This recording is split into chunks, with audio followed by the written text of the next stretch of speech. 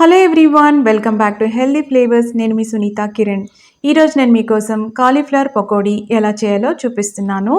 ఇది చాలా టేస్టీగా ఉంటుందండి. Quick recipe.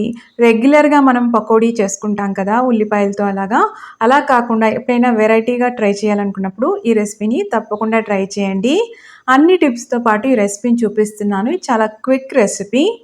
మీరు గనక ఈ ఛానల్ ఫస్ట్ టైం చూస్తున్నట్లయితే హెల్దీ ఫ్లేవర్స్ ఛానల్ని సబ్స్క్రైబ్ చేసుకోండి. వీడియోని కంప్లీట్గా వాచ్ చేసి రెసిపీని ట్రై చేయండి. ముందుగా కాలీఫ్లవర్ని ఎలాగా కట్ చేయాలో చూపిస్తున్నానండి. మామూలుగా కట్ చేశారనుకోండి పైనుంచి అప్పుడు ఎక్కువ వేస్టేజ్ ఉంటుంది. కాబట్టి ఒక్కసారి ప్రాసెస్ చూసుకోండి, మీకు హెల్ప్ అవుతుందని చూపిస్తున్నా. మొత్తంగా లీవ్స్ అన్నీ తీసేసాను కదా. ఇప్పుడు పైన మందంగా ఉన్నది కూడా కట్ చేసుకుందాం. కూరల్లో అలాగా వాడుకోవచ్చు. ఇది తీసి పక్కన పెట్టుకున్నాను. ఇప్పుడు ఇలాగా 2 ముక్కలు కట్ చేసుకోవాలి పైనుంచి. ఇప్పుడు మళ్ళీ దీన్ని 2 ముక్కలుగా కట్ చేసుకోవాలి. ఈ పద్ధతిలో చేయడం వల్ల కట్ చేసుకోవడం చాలా ఈజీగా ఉంటుంది. ఇంకొకటి ఏంటంటే తక్కువ వేస్టేజ్ ఉంటుంది. ఇప్పుడు చూసారా ఎంత నీట్గా క్లీన్గా కనిపిస్తుందో.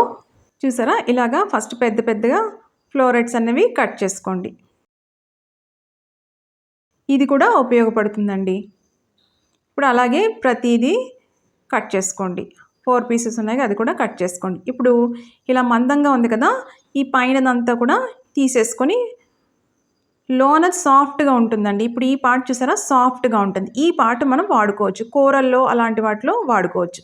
దీంట్లో కూడా సాఫ్ట్ పార్ట్ తీసుకొని వాడుకోవచ్చు. సో ఈ విధంగా ఏంటంటే మనం ఎక్కువగా కాలీఫ్లవర్ ఏం వేస్ట్ కాకుండా అన్నీ వాడుకోవడానికి అవుతుంది. ఇలాగ నేను చిన్న ఫ్లోరెట్స్ కట్ చేసుకున్నాను, ఎందుకంటే చక్కగా ఫ్రై అవుతాయండి. ఇప్పుడు ఈ పార్ట్ చూసారా, అది కూడా కర్రీస్లో అయితే వాడుకోవచ్చు. ఇప్పుడైతే నేను వాడట్లేదు. ఓకేనా. ఒక గిన్నె తీసుకొని నీళ్లు పోసుకొని కొద్దిగా మాత్రమే ఉప్పు వేసుకోండి. ఇప్పుడు ఈ ఫ్లోరెట్స్ అన్నీ కూడా దీంట్లో వేసుకోవాలి. కాస్త నీళ్లు మరిగిన తర్వాత వేసుకోండి. ఇలా చేసుకొని 1 మినిట్ అలా ఉంచుకొని స్టవ్ ఆఫ్ చేసేసుకోండి. దీన్ని బ్లాంచ్ చేసుకోవడం అంటారు. కాలీఫ్లవర్ కానీ లేకపోతే క్యాబేజ్ కానీ ఖచ్చితంగా ఇలా చేసే తినాలండి. దీనివల్ల చక్కగా డైజెస్ట్ అవుతుంది అనమాట. బ్లోటింగ్ అలాంటివి ఏమీ ఉండవు. దానికోసం ఖచ్చితంగా ఈ 2 వెజిటబుల్స్ని ఇలాగ బ్లాంచ్ చేసుకునే తినాలి. ఇవన్నీ కూడా నేను చిల్లి గిన్నెలో తీసేసుకున్నాను. వాటర్ అంతా డ్రైన్ అయిపోవాలి, పూర్తిగా చల్లగా అయిపోవాలి. అప్పుడు మళ్ళీ ఇవన్నీ కూడా గిన్నెలోకి తీసుకున్నాను. ఇప్పుడు కాస్త పసుపు వేసుకున్నాము. కారం, ఒక 1/2 స్పూన్ కారం అయితే సరిపోతుంది. ఇక్కడ నేను కలర్ ఏమీ వాడట్లేదండి. మీకు కలర్ బాగా కావాలి అనుకుంటే ఒక 1/2 spoon Kashmiri red chilli powder వేసుకోండి. నేనైతే వేయలేదు. అలాగే తగినంత ఉప్పు. ఇప్పుడు కొద్దిగా ధనియాల పొడి, అలాగే కొద్దిగా జీలకర్ర పొడి. ఇప్పుడు కొద్దిగా శనగపిండి వేస్తున్నాను. శనగపిండి కొలత అంటూ ఏముండదండి, జస్ట్ అవి కోట్ అయితే సరిపోతాయి. ఇప్పుడు క్రిస్పీనెస్ కోసం బియ్యం పిండి వేస్తున్నాను. కార్న్ఫ్లవర్ వేసుకోవచ్చు, కానీ బియ్యం పిండి వేసుకుంటే బెటర్. ఇవన్నీ కూడా ఫస్ట్ దాన్ని మనం నీళ్ళల్లో వేసి బ్లాంచ్ చేసాం కదా, తేమ ఉంటుంది, ఫస్ట్ దాంతో కలుపుకోండి. ఇప్పుడు కొద్దిగా నీళ్లు చిలకరించుకుంటూ ఆ ముక్కలకంతా జస్ట్ పడితే సరిపోతుంది. ఎక్కువగా కోట్ అవ్వాల్సిన అవసరం లేదు. ఇప్పుడు మళ్ళీ కాస్త శనగపిండి వేసుకున్నాను. చూసుకోండి మీకు ఎంత చక్కగా పీసెస్ అన్నీ కోట్ అయినాయో దాన్ని బట్టి.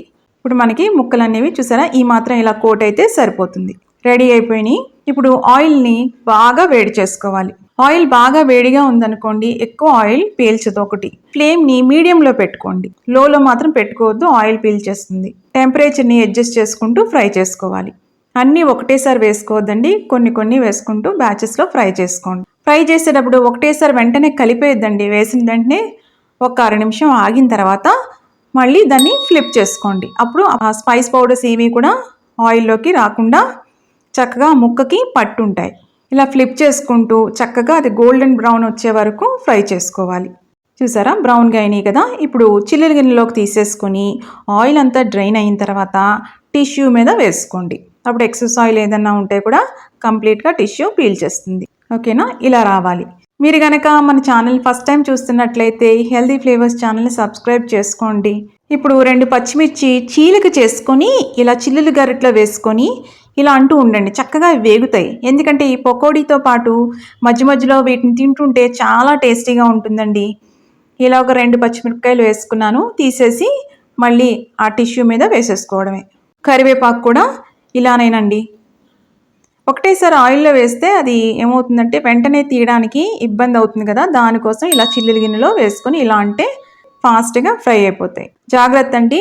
కరివేపాకు ఫ్రై చేసుకున్నప్పుడు కాస్త కరివేపాకు ఆరబెట్టుకోండి. కడిగిన తర్వాత ఆరబెట్టుకొని ఫ్రై చేసుకుంటే చిటపటలాడదది.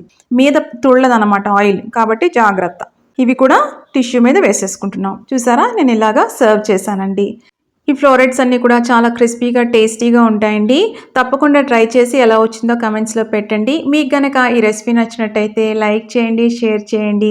ఇలాంటి ఇంట్రెస్టింగ్ రెసిపీస్ కోసం హెల్తీ ఫ్లేవర్స్ ఛానల్‌ని సబ్స్క్రైబ్ చేసుకోండి. ఎప్పుడైనా వెరైటీ ట్రై చేయాలి అనుకున్నప్పుడు ఇది పర్ఫెక్ట్ చాయిస్ అండి. రెగ్యులర్ బేసిస్‌లో కాదు, ఎప్పుడైనా ట్రై చేయొచ్చు. ఇది స్నాక్ లాగా ట్రై చేయొచ్చండి. లేదంటే లంచ్‌లో అలా ఎప్పుడైనా మనం ట్రై చేయాలి అనుకున్నప్పుడు మంచి మిరియాల రసం కాంబినేషన్‌తో గానీ, పప్పు కాంబినేషన్‌తో అయితే చాలా బావుంటుంది.